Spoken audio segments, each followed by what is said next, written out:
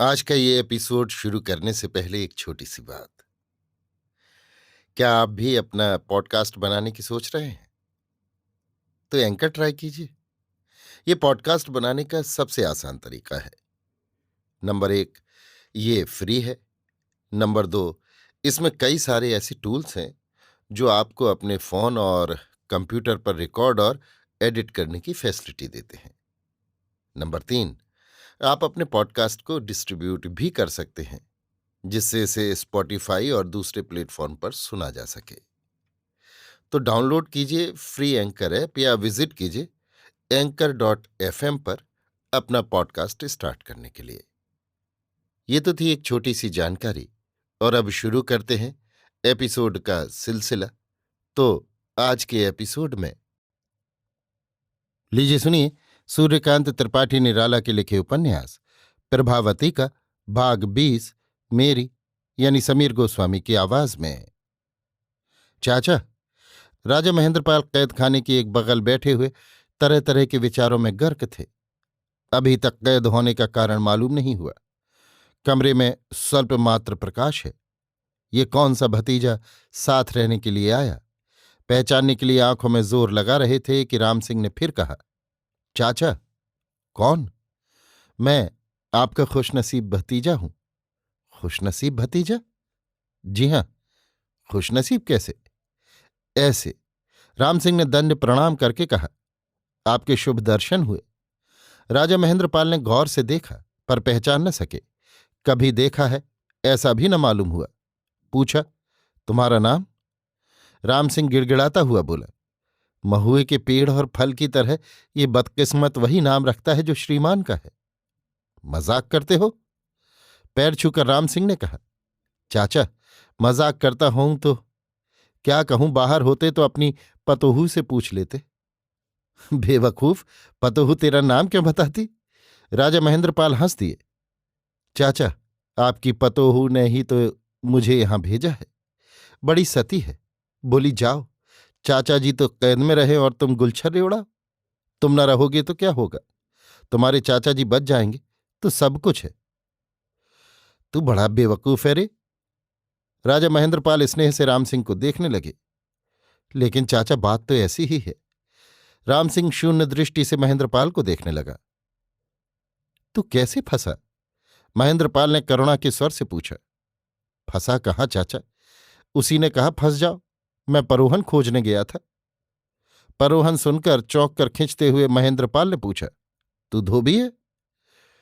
धोबी होता तो तुम्हारे पास इस कैदखाने में पहुंचता क्या? चौहान हूं।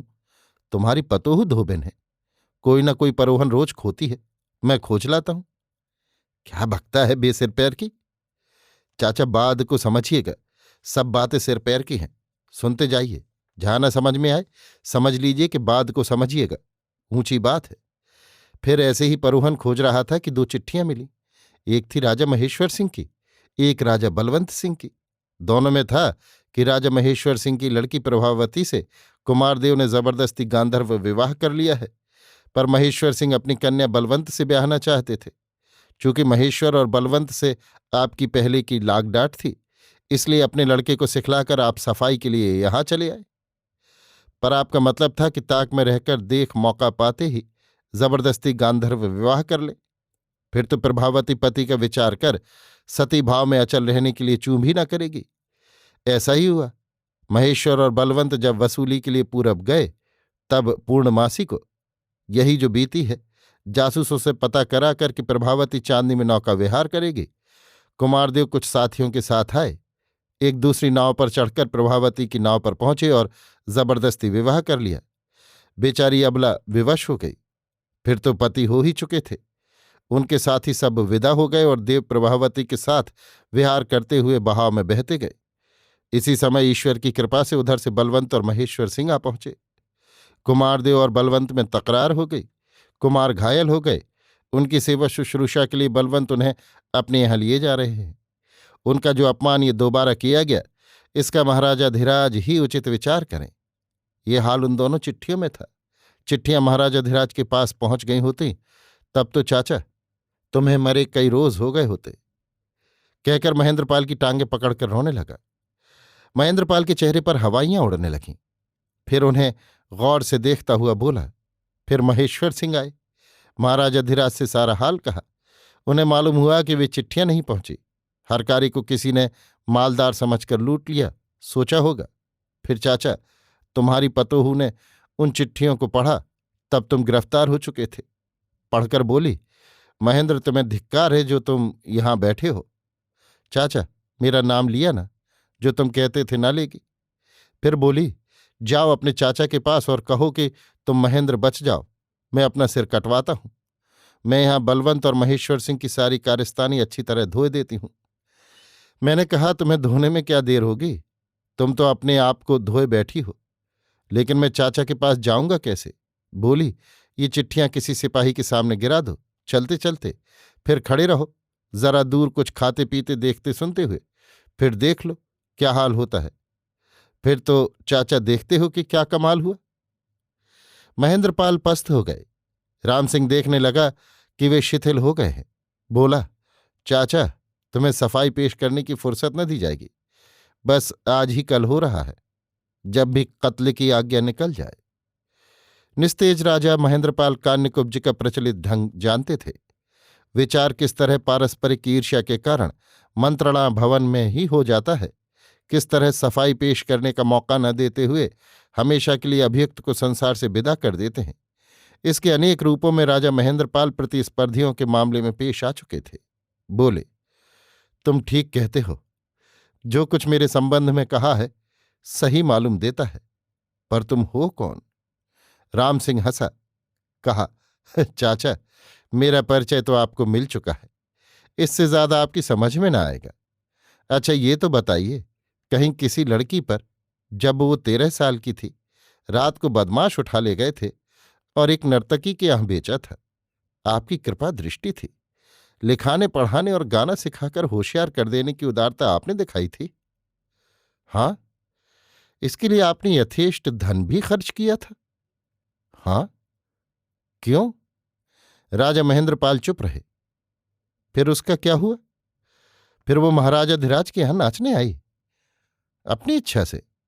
राजा महेंद्रपाल चुप रहे। ये किसकी लड़की थी? राजा महेंद्रपाल त्रस्त दृष्टि उठाकर रह गए। बतलाइए चाचा। महेंद्रपाल लज्जित हो गए।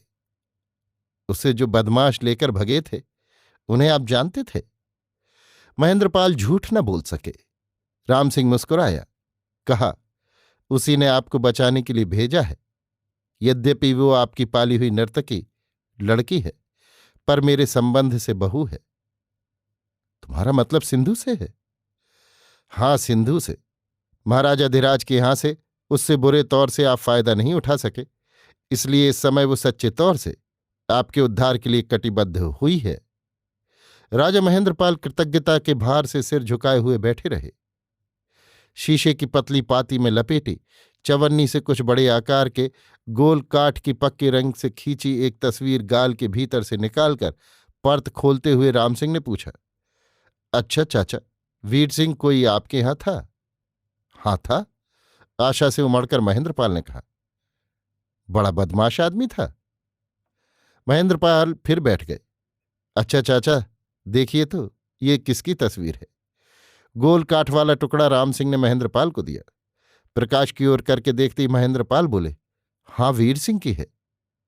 अच्छा, दे दीजिए। लेकर राम सिंह अन्यमनस्क हो गया। उसे वीर सिंह ने कभी अपना परिचय नहीं दिया। यमुना के आने के बाद उसे संदेह हुआ था। वो हृदय से वीर सिंह का भक्त था। धीर सिंह को भी वो आचार्य मानता था। आज दोनों सूरतों के एक हो जाने से उसे जैसे जीवन मुक्ति का आनंद मिलने लगा। स्नेह, श्रद्धा तथा क्षोभ एक साथ उमड़ने लगे। तुम परोहन खोजने की बात कहते थे, सिंधु का परोहन कहाँ है? बैठे बैठे महेंद्रपाल ने पूछा। वो आदमियों को परोहन कहती है, अन्यमनस्क भाव से कहकर राम सिंह सोचने लगा। अभी आप सुन रहे थे सूर्यकांत त्रिपाठी निराला के लिखे उपन्यास प्रभावती का भाग 20 मेरी यानी समीर गोस्वामी की आवाज में।